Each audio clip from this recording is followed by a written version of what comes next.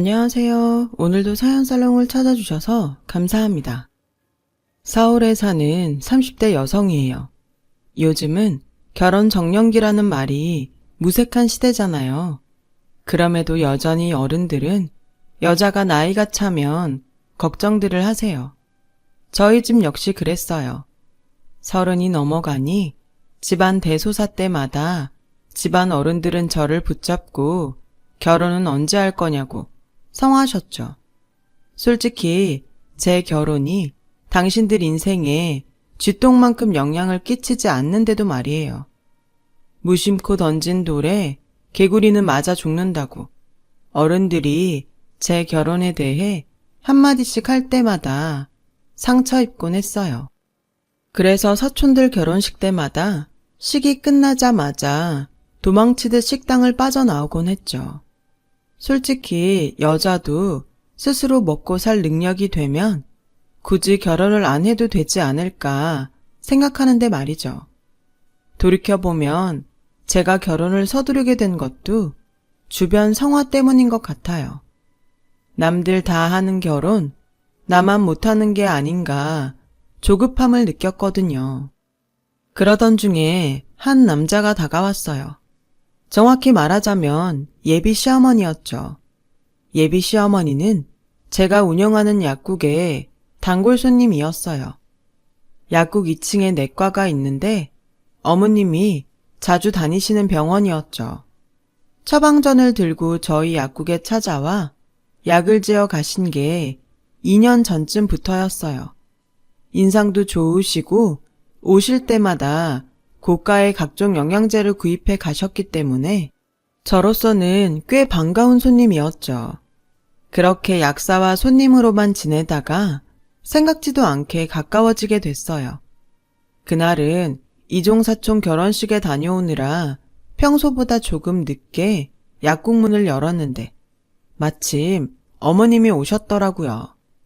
지하에 있는 마트에 들렀다가 얼굴이나 보고 갈까 했는데 문이 잠겨 있어서 무슨 일이 있나 걱정하셨다더군요. 그래서 자연스럽게 이종사촌 결혼식에 다녀왔다는 얘기와 함께 집안 어른들이 결혼 얘기를 꺼내는 게 부담스러워 밥도 안 먹고 도망치듯 나왔다는 얘기까지 하게 됐어요. 그렇게 한 10여 분 얘기를 나눴을까요? 어머님은 바쁜 사람 시간 뺏어서 미안하다며 돌아가셨어요. 그런데 잠시 뒤 손에 햄버거를 사들고 다시 오셨더라고요. 하루 종일 사람 상대로 일하는 사람이 끼니를 걸으면 쓰나 생각 같아선 데리고 나가서 맛있는 거 사주고 싶지만 그렇다고 남의 영업까지 망칠 순 없잖아요. 늙은이 참견이라고 할지는 모르겠지만 내 딸 같아서 그러니까 부담 갖지 말고 먹어요. 그럼 나 갈게. 마치 당신 딸처럼 살뜰하게 챙겨주시는 모습에 고맙고 감동했어요. 그 후로도 어머님은 종종 먹을 걸 가지고 약국으로 찾아오셨어요. 비 오는 날엔 김치 부침개를 해서 오시고 한여름엔 콩국수까지 가져다 주시며 저를 챙겨주셨어요. 남들한테 모녀지간으로 보일 정도였죠. 그렇게 몇 달 지났을까요? 뜬금없이 그러시더라고요. 만나는 남자는 없어요? 없으면 내가 괜찮은 남자 하나 소개할까 하는데 어때요? 고등학교 수학선생인데 사람이 괜찮아. 자기 앞으로 번듯한 아파트도 있고 부모가 생각이 트여서 시집살이 시킬 염려도 없고 착하고 성실한 게 요즘 그런 남자 없어. 한번 만나볼래요? 사실 하루 종일 약국에 앉아 있다 보니 남자를 만날 일도 시간도 없긴 했어요. 게다가 저를 많이 생각해 주시는 분이 소개하는 남자라 믿음이 가더라고요. 그래서 소개를 받기로 했죠. 그렇게 약속 장소에 나가서 만나게 된 남자가 바로 어머님 아들이었어요. 물론 처음엔 모르고 만났어요. 아마 알았다면 만나지 않았을 거예요. 남자는 약속 장소에 먼저 나와 있었어요. 키도 훤칠하고 인물도 좋았죠. 직장도 탄탄하고 뭔가 사람이 여유가 있어 보인다고 할까요? 암튼 얘랑의 첫인상은 그랬어요. 처음 만나는 자리임에도 상대를 대하는 태도며 분위기를 이끌어가는 능력이 무척이나 자연스럽더라고요. 그의 그런 모습에 저는 왠지 안심이 되었어요. 20대까지는 가슴 설레는 사랑을 꿈꾸기도 했지만 나이가 30대에 들어서고부터는 심리적으로 안정이 되는 남자를 찾게 되었거든요. 그런 면에서 얘랑은 딱인 상대였죠. 그날 즐겁게 대화를 나눈 우리는 저녁 식사까지 함께하고 헤어졌어요. 물론 얘랑의 애프터 신청도 있었고요. 얘랑이 꽤 마음에 들었던 저는 당연히 받아들였죠. 만남이 있고 다음날 어머님이 약국으로 찾아오셨어요. 맞선 상대가 어땠냐고 물으시길래 마음에 들어서 더 만나보려 한다고 말씀드렸어요.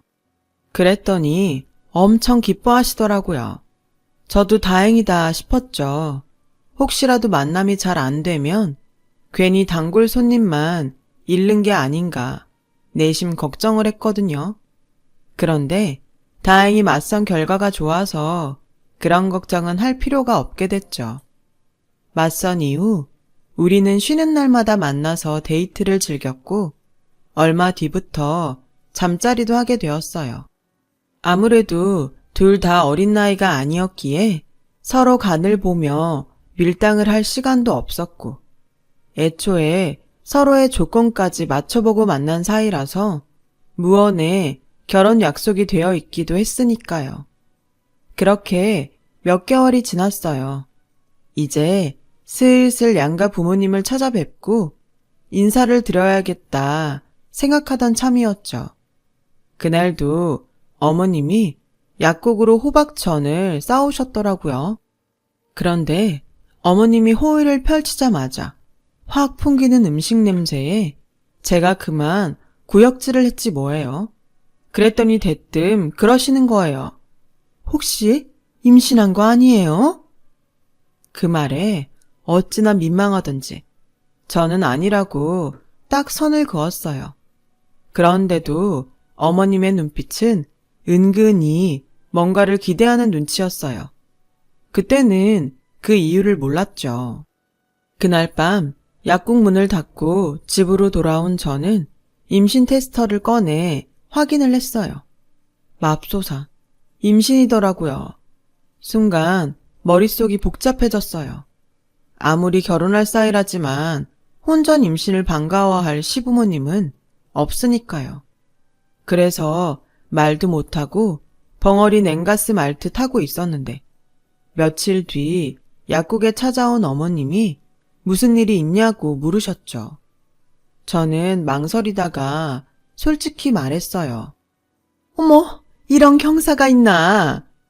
임신했다는 얘기를 듣자마자 어머님은 제 손을 덥석 잡으시고는 너무 좋아하시는 거예요. 좀 오버스러울 정도로 말이죠. 사실 그동안 내가 말을 안 한 게 있는데 형진이 말이에요. 사실 내 아들이야. 내가 수정씨가 하도 탐나서 내 아들을 소개시켰지 뭐야. 그런데 이런 손주까지 생기다니. 내가 오늘 죽어도 여한이 없어요. 세상에 손귀한 우리 집에 손주를 안겨주다니. 고마워서 어떡해? 어머님은 기뻐서 방방 뛰셨지만 솔직히 저는 충격적이었어요.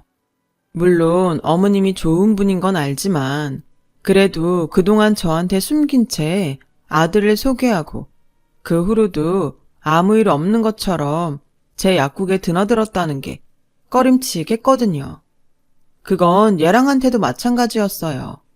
그래서 밤에 얘랑을 불러내 따졌어요. 어떻게 사람이 그럴 수가 있어? 어머님은 그렇다 쳐도 자기는 나한테 솔직히 말했어야지. 언제까지 날 바보로 만들 생각이었어? 내가 이런 당신을 어떻게 믿냐고. 자기야, 정말 미안해. 사실 처음 만난 날 말하려고 했는데 혹시 자기가 그 이유로 안 만나주면 어쩌나 걱정이 돼서 말을 못했어. 한 번 기회를 놓치고 나니까 말할 기회가 안 생긴 거고. 어머니도 그래서 말할 기회 엿보려고 자주 찾아가셨던 모양인데 오히려 그게 더 오해를 사게 됐네. 미안해 자기야. 얘랑의 말에 마음이 풀린 건 아니었지만 그래도 어쩌겠어요. 이미 결혼할 마음도 생겼고 뱃속에 아이까지 생긴 마당에 먼저 말 안 했다고 파투를 낼 수도 없고 말이죠. 그래서 일단 사과를 받아주기로 했어요. 그리곤 저희 집에도 제 임신 사실을 말씀드렸죠. 저희 부모님은 한숨을 푹 쉬시더라고요. 아무리 세상이 달라졌다 그래도 결혼도 안 한 여자가 애부터 임신해 시집 가면 어느 시부모가 좋아하겠냐며 걱정을 하시더라고요. 그건 저 역시 마찬가지였어요. 농담처럼 요즘엔 혼수로 아이를 뺏어간다고 하지만 그게 어디 그런가요? 얼마나 몸을 함부로 굴렸으면 결혼도 하기 전에 애까지 뱉냐고 하겠죠. 어머님이야 저랑 알고 지낸 시간이 있으니 대놓고 얘긴 안 하셨지만 속마음이 어떤지는 모르잖아요. 그런데 이런 제 걱정이 한 번에 날아갈 일이 생겼지 뭐예요. 뭐? 어머님이 임신 축하 파티를 열어주신다고? 엄마가 자기한테 너무 고맙다고 풀빌라 빌려서 파티 열어주신대. 마음 같아선 부모님도 참석하고 싶어 하셨지만 자기한테 부담될까봐 우리끼리 즐기라고 하셨어. 그러니까 친구들한테 연락해서 시간 되면 다들 오라고 그래. 준비는 내가 다 할 테니까. 얘랑의 말에 눈물이 핑 돌았어요. 임신 사실을 알고부터 내심 죄 지은 기분으로 지냈는데 이렇게 파티까지 해주시며 기뻐하시는 예비 시부모님을 보니 응어리가 확 풀리는 것 같더라고요. 이렇게 좋은 시부모님을 만나게 돼서 다행이란 생각도 했고요. 그렇게 저는 친구들을 불러 풀빌라에서 임신 축하 파티를 했어요. 이미 결혼한 친구들은 이런 저를 엄청 부러워했죠. 특히 혼전 임신으로 시댁 식구들한테 엄청 눈총을 받던 친구는 부럽다며 눈시울을 붉히더군요. 그 모습을 보니 시댁에 더 고맙더라고요. 그렇게 저는 행복에 취해 앞으로 다가올 청사진만 그리고 있었어요. 파티를 마치고 며칠 뒤 얘랑은 우리 집에 찾아와 부모님께 인사를 드렸어요. 그리고 얼마 뒤 상견례를 가졌죠. 상견례장에서 저희 부모님은 자식이 혼전 임신을 한 게 부끄럽다고 하셨고 시부모님은 오히려 반색하시며 저희 부모님께 감사 인사를 하셨어요. 특히 예비 시어머니께서요. 오히려 감사를 드려야죠. 저희 애가 나이도 있고 특히나 저희 집이 손이 귀한 집안이라 이보다 더 기쁜 소식은 없습니다. 귀한 따님 보내주시는 것만으로도 저희는 고마워서 몸둘 바를 모르겠어요. 기왕 얘기 나온 김에 확실히 할게요. 저희 혼수고 예단이고 필요 없습니다. 우린 그저 며느리만 있으면 됩니다. 이미 애들 살 집도 있고 집안 살림도 새 거라서 새로 살 필요도 없어요. 그러니 아무 걱정 마시고 결혼식이나 서둘러 치렀으면 합니다. 이런 예비 시어머니의 말씀에 저희 부모님은 감동하셨어요. 그건 저 역시 마찬가지였고요. 그렇게 화기애애하게 상견례를 마치고 바로 결혼식 날을 잡았어요. 유명 한식당에서 가족들만 모시고 조촐하게 스몰 웨딩을 하기로 했거든요. 처음엔 남들처럼 예식장에서 할까도 했지만 이미 예식장 예약이 거의 다 차서 3개월 이상 기다려야 하더라고요. 하지만 그때가 되면 제 배도 많이 부를 것 같아서 스몰 웨딩으로 결정했어요. 그러자 집안 어른들이 한 소리 하셨죠. 하나뿐인 딸내미 시집 보내는데 도둑장가 보내듯이 그렇게 보내냐고요. 저희 부모님이라고 안 서운하시겠어요? 그래도 어쩌겠어요. 예식장 기다리다가 딸아이 배는 불러올 판이고, 그렇게 되면 식장에 들어가서도 사람들 뒷말을 들어야 할 텐데, 그러느니 욕 좀 먹더라도 후딱 해치우자 생각하신 거죠. 그런 부모님 마음을 알기에 저로선 정말 죄송할 뿐이었죠. 그래도 혼수며 예단비 안 드리고 결혼하는 거니까 내심 미안한 마음이 덜 하긴 했어요. 엄마는 아무리 혼수를 하지 말라고 했다지만 그래도 쓰던 물건으로 신혼을 보내는 건 못마땅하시다며 얘랑 집에 들러 살 것 좀 정리해보자고 하셨어요. 그래서 얘랑의 아파트로 갔죠. 32평짜리 아파트더라고요. 게다가 TV며 냉장고, 식기 건조기까지 없는 거 없이 다 있었어요. 가전제품들이 거의 새 거에 가까워서 어머님 말씀대로 혼수를 해올 필요가 없을 정도였죠. 남자 혼자 사는 집이 이 정도일 줄은 몰랐네. 누가 보면 신혼집인 줄 알겠다. 엄마는 집을 둘러보시며 혼잣말처럼 그러셨어요. 저 역시 같은 생각이 들었죠.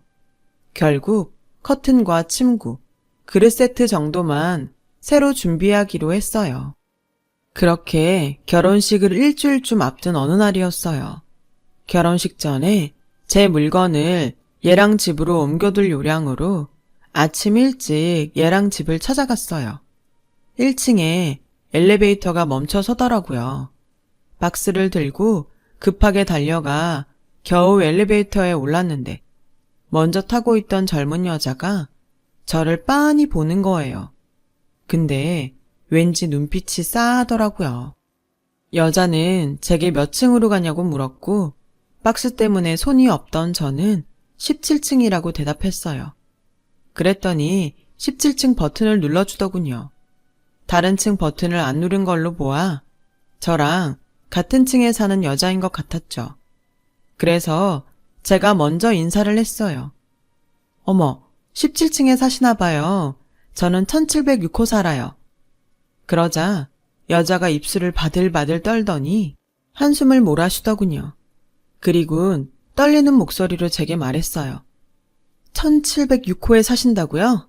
거긴 저희 집인데요. 그 순간 알았어요. 내 결혼이 뭔가 잘못됐다는 걸요. 17층에 도착했지만 우리는 둘 다 내리지 않았어요. 그리곤 다시 1층으로 내려가 근처 커피 전문점으로 향했어요. 제가 우유를 시키자 여자가 살짝 탄식을 하더군요. 알아챈 거죠. 제가 임신을 했다는 걸요. 눈치채셨겠지만 저 형진 씨 아내예요. 결혼한 지 2년 됐어요. 3개월 전부터 별거에 들어갔지만 그래도 아직 이혼은 안 했으니까 법적으론 부부 맞아요. 엘리베이터에서 여자를 본 순간 이미 짐작했지만 그래도 막상 여자 입으로 정황을 들으니 눈물부터 나더군요. 그리곤 이내 뱃속의 아이를 어쩌나 걱정이 됐어요. 제가 배를 손으로 감싸자 여자는 부러운 듯 바라보더군요. 여자는 불임이었거든요. 남편과는 대학교 3학년 때 교생 실습을 나갔다가 만났다고 했어요. 당시 배정받은 학급에 담임 선생님과 교생으로요. 교생 실습을 하는 동안 남편은 여자에게 조언을 해주겠다며 종종 술을 사줬고 술에 취한 여자를 자기 집으로 데려가 관계를 가졌다고 하더군요. 그리고 얼마 뒤 자신이 임신을 했다는 사실을 알게 된 거죠. 사귀는 사이도 아니었던 탓에 남편은 여자에게 낙태를 종용했고 실습을 나온 학교에서 문제를 일으키는 게 두려웠던 여자는 불법 낙태 시술을 받고 만 거예요. 이후로도 남편은 종종 여자를 불러냈고 그러다 2번째 임신을 하게 됐다더군요. 이번에도 남편은 여자에게 책임감 없이 같은 걸 요구했고 여자는 스트레스 때문에 자연스레 유산이 되었다고 하더군요. 하지만 뒤늦게 이런 사실을 알게 된 여자 측 부모가 남편의 학교로 찾아갔고 결국 결혼을 하는 걸로 사건은 마무리됐다고 했어요. 결혼 후 여자는 임용고시에 합격해 중학교에 발령을 받았고 교사 부부로 살아가던 중 산부인과에서 불임 판정을 받고 만 거죠. 그 사실을 알게 된 건 6개월 전쯤인데 불임 사실을 알리자마자 시어머니는 여자의 머리채를 잡고 욕을 해대며 당장 이혼하라고 난리를 쳤다더군요.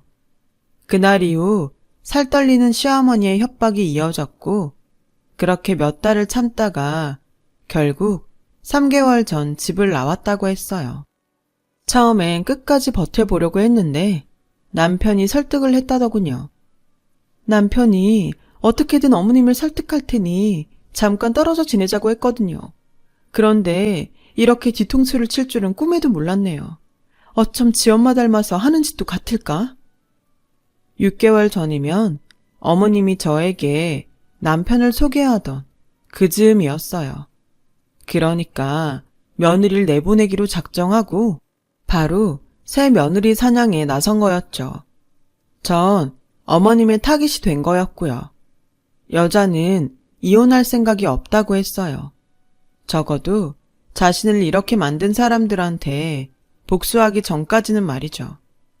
여자와 헤어진 저는 집으로 돌아와 부모님께 이 사실을 알렸어요. 엄마는 충격에 쓰러지셨고 아빠는 역시 충격으로 아무 말도 하지 않으셨죠. 문제는 뱃속의 아이였어요. 아이만 아니라면 당장 파혼을 하고 죄다 결혼 사기로 고소해버리겠지만 그럴 수가 없었죠. 정신을 차린 엄마는 당장 병원 가서 수술부터 받자고 하더군요. 마음 같아선 저도 그러고 싶었지만 차마 발길이 떨어지지 않았어요. 그래서 일단 생각 좀 해보겠다고 말씀드리곤 출근을 했어요. 그런데 예랑과 예비 시어머니가 약국 앞에서 저를 기다리고 있더군요. 여자한테 얘기를 들은 모양이었어요. 두 사람은 마치 억울해 미치겠다는 표정으로 여자에 대해 거짓말을 늘어놓았어요. 아가, 미리 얘기 못한 건 미안하다. 그런데 말이다, 내 아들이랑 그 애는 이미 이혼한 사이야. 따지고 보면 우리도 피해자다. 애도 못 갖는 게 내 아들 꼬셔서 결혼해놓군 이제 와서 뻔뻔하게 불임이라고 그러는데 우린들 어쩌겠니? 너한테는 면목 없다만 너 우리 형진이 좋아하잖니. 게다가 뱃속에 애도 생각해야지. 그저 액땜만 다 생각하고 있자. 이번 일만 넘겨준다면 우리가 널 평생 모시고 살마. 그래 자기야, 나 그 여자랑 처음부터 정 같은 건 없었어. 엄마 말대로 속아서 한 결혼이었고 그나마도 이젠 남남이야. 자기도 알잖아. 내가 자기를 얼마나 사랑하는지. 우리 흔들리지 말자. 우리 아기 낳고 보란듯이 알콩달콩 살아보자고. 응? 모자는 발등에 불 떨어진 사람들처럼 앞다퉈가며 제 마음을 잡으려 멋대로 짓거려댔어요. 그럼 모자는 마치 먹잇감을 앞에 두고 혓바닥을 날름거리는 뱀 같았어요. 어찌나 몸서리가 처지던지 생각 같아선 모자의 얼굴에 침이라도 뱉고 싶은 심정이었죠. 그래? 이미 남남이다 이거지? 그럼 당장 혼인관계 증명서부터 발급해와. 아니지, 나랑 직접 가서 떼보자. 그러자 얘랑은 말을 얼머부렸어요. 그게 이혼은 했는데 아직 서류가 다 정리된 게 아니라서 말이야. 무슨 개똥 같은 소리야. 이혼을 했는데 왜 서류 정리가 안 돼? 자꾸 이렇게 거짓말 할래? 인간이 왜 이렇게 구차하니? 도대체 언제까지 날 속일 거냐고. 얘가 듣자 하니 말이 심하구나. 내 아들이 지금 없는 말하니? 그년이 먼저 속이고 결혼한 거야. 피해자는 우리라고. 애 못 낳는 년이 잘못이지. 왜 내 아들을 탓해? 아주머니, 제발 그놈의 피해자 코스프레 좀 그만하세요. 그 여자 불임 만든 거 당신 아들이에요. 10살이나 어린 여자 결혼 전에 2번이나 아기 잘못되게 만들어서 결국 불임 만든 거라고요. 너도 입 있으면 말해봐. 선생이랑 작자가 술 취한 교생 건드려서 임신시켜놓고 낙태까지 종용해? 그것도 2번이나? 그래놓고 이제 와서 불임이라서 이혼을 하겠다고? 네가 인간이니? 네가 그러고도 선생이야? 아줌마, 손주 안고 싶다 그랬죠. 근데요, 전 댁같이 마귀 같은 인간한텐 제 아이 못 안기겠어요. 특히 이런 파렴치한 인간이랑은 결혼 못해요. 그러니까 손주 안을 생각 꿈도 꾸지 마세요. 너도 똑바로 들어. 너 같은 건 평생 부모가 되면 안 돼. 교사란 이름으로 애들 앞에 서서도 안 돼. 네 아이 임신한 여자를 그렇게 함부로 대해놓고 네 자식을 안길 바래? 이 미친놈아, 정신 차려. 결혼? 웃기고 있네. 넌 결혼 사기로 콩밥 먹을 준비나 해. 암튼 난 할 말 다 했으니까 내 약국에서 당장 나가요. 저는 두 사람을 문 쪽으로 떠밀었어요. 그런데 그때였어요. 예비 시어머니가 제 머리채를 잡아주며 마구 흔들기 시작했죠. 이거사, 넌 없어도 되지만 내 손주는 찾아가야겠다. 네 배를 갈라서라도 찾아갈 테다. 내 손주 내놔라 이거사. 자기 엄마의 돌발 행동에 깜짝 놀란 얘랑은 달려들어 지 엄마를 말렸어요. 하지만 힘이 어찌나 센지 오히려 자신이 튕겨나갈 정도였죠. 저는 필사적으로 그 소나기에서 빠져나오려 발버둥을 쳤지만 역부족이었죠. 그러다 결국 바닥에 내던져졌고 구석에 나동그러지고 말았어요. 그리고 그 순간 제 다리를 타고 시뻘건 피가 흘러내렸어요. 저는 피를 보고는 이내 기절을 해버렸죠. 눈을 떠보니 병원이더군요. 제 침상 옆에서 울고 있던 엄마는 제가 눈을 뜨자 다가왔어요. 그리곤 머리를 쓰다듬어 주시며 연신 괜찮다는 말만 하셨어요. 아빠는 제 손을 꼭 잡아주셨고요. 정신을 잃기 전 하혈을 확인했던 터라 유산을 했으리란 건 짐작하고 있었어요. 하지만 의사를 통해 사실을 확인하고 나니 눈물이 그치지 않더라고요. 그동안 약국을 하면서 유산을 한 임산부들을 수없이 봤지만 직접 경험을 해보니 그 어떤 말로도 위로가 안 되더라고요. 아이를 잃은 여자는 그 순간부터 미친 여자가 된다더니 정말 미쳐버릴 것만 같았어요. 그래서 더더욱 내 아이의 목숨을 앗아간 인간들을 용서할 수 없더라고요. 며칠간 병원에서 안정을 취한 저는 퇴원 후 바로 얘랑이 다니는 고등학교 게시판에 남편의 실체를 폭로하는 글을 올렸어요. 증거사진도 첨부해서요. 그러자 얘랑이 바로 전화를 했더군요.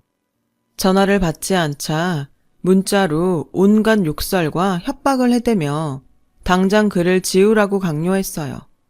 저는 이 문자들을 모조리 캡처해서 변호사 사무실을 찾아갔죠. 변호사와 상의 끝에 저는 예비 시어머니를 사기와 폭력으로 고소했어요. 그 남자는 결혼 사기와 협박으로 고소했고요. 재판이 진행되는 과정에서 그 남자의 부인이 저를 도와 증인이 돼준 덕분에 생각보다 쉽게 승소할 수 있었어요. 제가 유산한 사실을 알고 죄책감을 느낀 건지 아니면 저를 통해 복수를 할 생각이었는지는 모르겠지만요. 아무튼 그 여자도 저를 통해 대리복수라도 할 수 있었다면 그걸로 충분히 다행인 거겠죠. 잘못 끼운 단추는 결국 모든 단추를 다시 풀게 만들듯이 잘못된 만남은 결국 이렇게 비극을 맞게 되었어요. 그리고 이번 일을 통해 한 가지 배운 게 있어요. 타인에 의해 등 떠밀려 하는 일은 뭐가 됐든 결국 나를 위한 결과를 만들지 못한다는 사실이죠. 옆에서 뭐라고 하든 내가 내 인생의 키만 제대로 잡는다면 어떤 형태로든 행복한 인생을 살 수 있을 거라고 말이죠. 이제는 제 인생의 키를 제 손으로 잡고 살아보려 합니다. 지금까지 제 사연을 들어주셔서 감사드려요. 누구보다 자신의 삶에 적극적인 에너지를 가지시길 바라며 행복하세요. 여러분, 사연 댓글에 응원과 현명한 조언 부탁드려요. 좋아요와 구독은 저에게 큰 힘이 됩니다. 오늘도 좋은 일 가득하세요.